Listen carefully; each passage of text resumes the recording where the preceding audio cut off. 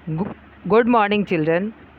हिंदी की कक्षा में आप सबों का भव्य अभिनंदन।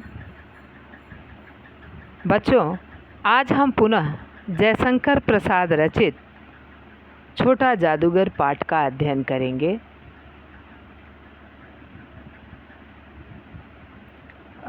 बच्चों, अब तक हम लोगों ने देखा कि कार्निवल के मैदान में लेखक ने छोटे जादूगर को देखा।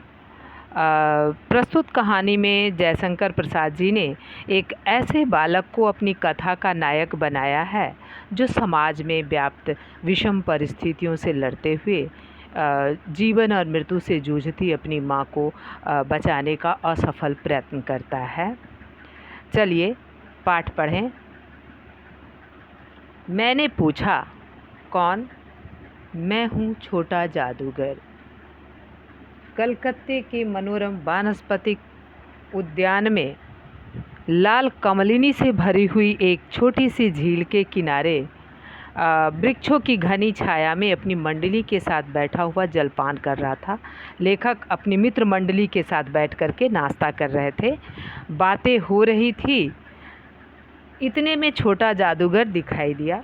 हाथ में 4 खाने की खादी का झोला हाथ में रखा हुआ था। साफ जांघिया और आधी बाहों का कुर्ता पहने हुए था। सिर पर मेरा रुमाल सूत की रस्सी से बंधा हुआ था। मस्तानी चाल से झूमता हुआ आकर कहने लगा, बाबूजी नमस्ते, आज कहिए तो खेल दिखाऊं। वह चूँकि खेल दिखा करके अपना भरण पोषण किया करता था, इसलिए वह लेखक के पास गया और अपना खेल दिखाने की बात कहने लगा। नहीं जी, हम जलपान कर रहे हैं।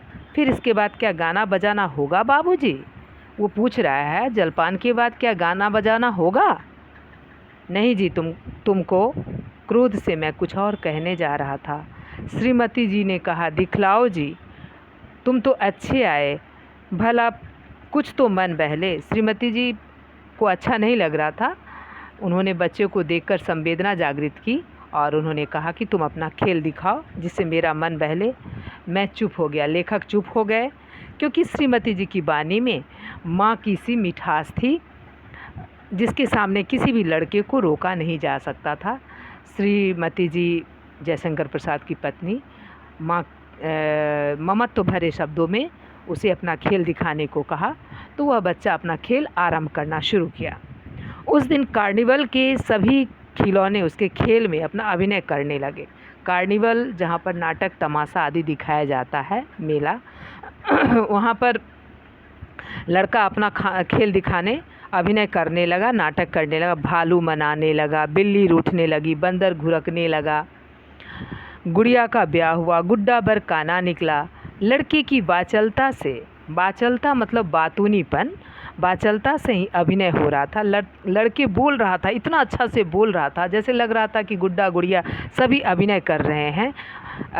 वह हंसते हंसते लोटपोट हो गए और लेखक की पत्नी उसके खेल को देखकर लोटपोट हो गए। गुड़िया का ब्याह हुआ, गुड्डा वर काना निकला। मैं सोच रहा था बालक को आवश्यकता ने कितना अधिक चतुर बना दिया है। यही संसार का नियम है। बच्चों, इसको अंडरलाइन करेंगे, इसका आशय स्पष्ट करने के लिए आ सकता है। लेखक सोच रहे थे कि बालक को आवश्यकता ने कितना चतुर बना। उसकी आवश्यकता है कि समय से पहले वह परिपक्व हो गया है, समझदार हो गया है। संसार का भी यही नियम। यहाँ आशय हुआ कि बच्चों की जो खेलने कूदने की उम्र है, उस उम्र में वह जादुई खेल दिखलाकर अपना अपना भरण पोषण करता है और माँ का इलाज कराता है।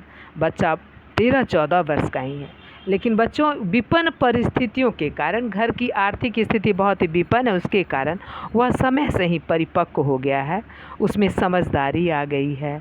घर की आर्थिक स्थिति को देखते हुए उसे पढ़ाई लिखाई खेल कूद छोड़कर उसे काम करना पड़ रहा है। संसार का यही नियम है।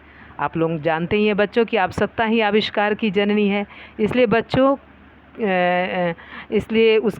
बच्चों की जैसी आवश्यकता वह उसमें एकदम पूर्ण व चतुर हो गया है, ताकि विषम परिस्थितियों से जूझते हुए माँ की सेवा कर सके, कुछ पैसा कमा सके। तो वह समय से पहले ही बहुत ही समझदार हो गया है, परिपक्व हो गया है।